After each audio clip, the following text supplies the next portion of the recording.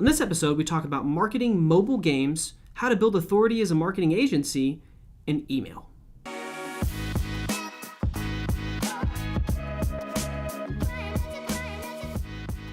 everybody, welcome to episode 62 of the AskEngine show. It is Monday for you viewing this, so hope y'all had a fantastic weekend. We're excited to jump in. There's some storms going on, so if you hear that in the background, we apologize, but let's kick in. Yeah. Question number 1 from Cora. Do you know a useful story of the successful launch of a casual mobile game with a small marketing budget? Is this still real in 2018? So, yeah, I mean, there are new indie video games hitting the App Store all the time that are bootstrapped on budget. There are 3-4 guys just hacking it out, making an awesome game and releasing it without a huge marketing budget.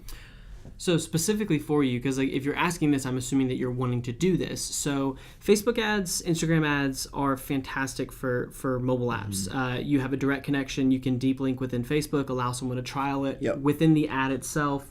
You can target people who are already playing games. That's a targetable interest, is people who play mobile games, who download mobile games in the last 30 days. Your targeting options here are really good. And then secondly, if you're trying to get it mass user adoption on a small budget, you need to go and find people who are Snapchat and Instagram influencers who have the interest of the target demographic you're looking for, and put them on. I mean, like, you look at, and no, Fortnite is not a small mobile game, but you look at the rise of Fortnite when literally 3 people picked it up. I mean, like, it's insane how fast it grows when an influencer picks up the game and enjoys it. So get your game into as many influencers' hands as you can.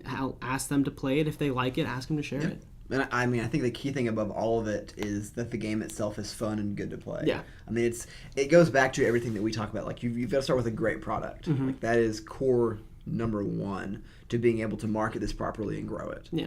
And then also understand, like, you've got companies like Voodoo that put out 20 games a day. Yep. I mean, the shelf life of mobile games, like, Clash of Clans, I know still is pretty active. It's one of the very few that's like lasted the test of time. Yeah. So, everything just is a flash in the pan, and then it's on to the second game in the series, 3rd, 4th, 5th. Yeah. So use that success and just start like, I would not want to be in the mobile game development world. No, because it's just cutthroat. Yeah, and everyone will rip you off instantly. Yeah. Like, day 2 that you launch, there is some other game agencies that just ripped off your game and released a version of it. Flappy Bird. Yes. And then it was like Flappy Coin, Flappy this, Flappy that. It was horrible. Sorry. Question number 2. Yeah, question 2. What's the fastest way for a marketing agency to legitimately build authority leadership online? Yeah, so the fastest way is you need to document the success that you've had. It's hard to argue results. So, one of the fastest ways I've seen people is Facebook Success Stories puts out an amazing way to create testimonials and reviews for what the work you've done. Just copy it. Yeah. Copy what Facebook Success Stories does, the layout they have.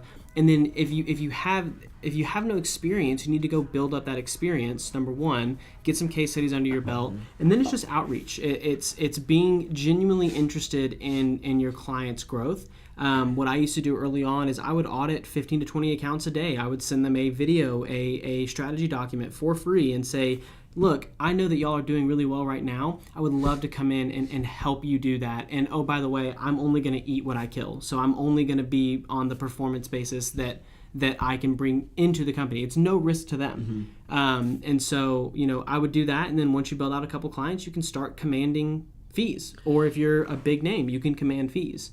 Another thing, too, is that a portfolio on your agency site is more than just a collection of links. You need to be breaking down, like, what you did and the metrics around how you helped that company. Like, the biggest thing that I looked at when we were engaging other agencies to work with, or when we were looking at an agency to outsource work to, I would go to their portfolio, look at the brands that they had worked with, and then how they talked about the work that they did for that brand. So we helped X company increase this by Y%. Maybe some of that information is redacted, but obviously being able to crawl through and see, hey, our site changes boosted conversion for this brand that we partner with. That's huge. And if your agency site doesn't have a portfolio like that, I would say to get started on that today. Yeah, I mean, it's social proof and validation. People don't want to be the first one to make the decision, but if you've got 5 other people who are repping your brand, then it's much easier to convert other people. Final question. How does email marketing still rule the world? I listen to the song and I think, is it Beyonce? It's like, who runs the Yes. world? Yeah. Email. Email. Everyone has email. I mean, I think that's kind of like the baseline. Like, you can access nearly everyone's inbox through email. Yeah. Most people are in it daily. It's a accepted kind of communication channel for marketing. People don't mind being served ads in their email, where other platforms are still kind of some friction around, like, oh, I don't want ads in my messenger. I don't want ads here or there. Email is just kind of, they're predisposed to it. Well, and really smart companies use email as a way to deliver things to VIP or to better customers. Because with email segmentation, number one, it's one of the only traffic channels that you own. You own it more than Facebook or Instagram, things of that nature.